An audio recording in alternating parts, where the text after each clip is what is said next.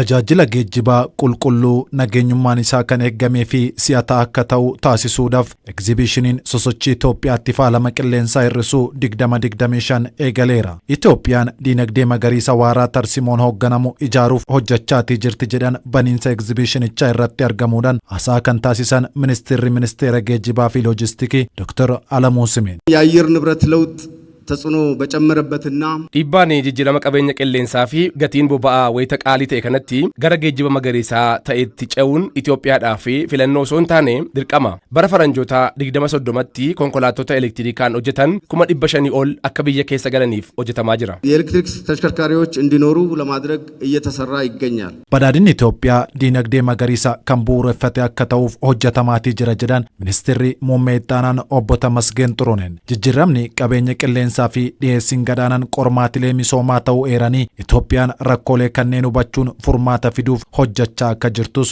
dubbatan. ኢትዮጵያ አዲስ ኃይል የሚጠቀሙና በታዳሽ ኃይል የሚንቀሳቀሱ ተሽከርካሪዎችን ኢትዮጵያን ኮንኮላቶታ humna haaraa fi haaromfaman kan hojjetan babal'isuudhaan hirkattummaa boba'aa hir'isuudhaaf hojjechaa jirti. Kanaanis konkolaatota humna haaraa fi haaromfaman fayyadaman bu'uuraalee misoomaa qulqulluu ta'an keessattuu haayidroeleektirikii aduu fi humna qilleensaarraan hojjechuun faalama qilleensaa hir'isuuf ni gargaara. የካርቦን መጠንና የኃይል ወጪዎችን ለመቀነስ ይረዳሉ. xiyyeeffannoon Itoophiyaan misooma magariisaaf kennite isheerra darbee addunyaaf kana fuudha. Mootummaan hojiiwwan damichaan eegale cimsee akka itti fufu mirkaneessuun foramii fi egzibishiniin sosochii faalama qilleensaa hir'isuu 2025 sagantaa faalama hir'isuu Itoophiyaas ni gargaara jedhan. ኢትዮጵያ ብክለት ቀናሽ እንቅስቃሴ ኤግዚቢሽኒ ፊ ፎረሚን ኢትዮጵያን ሶቺ ፋለማ ይርሱ 2025 irratti ቴክኖሎጂወኒ ፊ ያዱን ዲያታን ኩነን geejjiba ኢትዮጵያ gara fuula duraatti kan tarkaanfachiisu qophii ta'uu keenya kan agarsiisudha. ዝግጁ መሆናችንን ለዓለም የሚያሳዩ ናቸው. hirmaattonni egzibishinicha irratti oomisha isaanii agarsiisan tarsimoo mootummaan qabate faalama qilleensaa hir'isuuf galmaan ga'uuf hojjechaa jiraachuu kaasu. Waggaa afur booda guutumaa guutuutti elektirikii makiinaa gara biyyatti seensinaa jirra.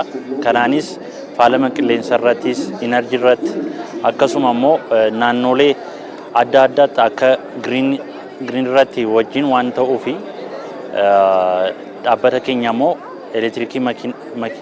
elektirikii konkolaataa fidaa gara biyyatti seensisaa jirra. የነዳጅ መኪኖችን ወደ ጋዝ konkolaattota boba'aa gara annisaa jijjiiramaatti jijjiiruudhaaf hojii hojjetame keessatti hojiin jalqabamee jira. Dhaabbilee chaayinaa waliin waan jalqabne qabna. Yeroo ammaatti hojjechuuf qophii irra jirra. Konkolaattota elektirikaa fichisiisuu keessatti gahee isaa bahachaa jira. የራሱን ሚና ለመጫወት ጥረት እያደረገ ያለ ድርጅት ነው።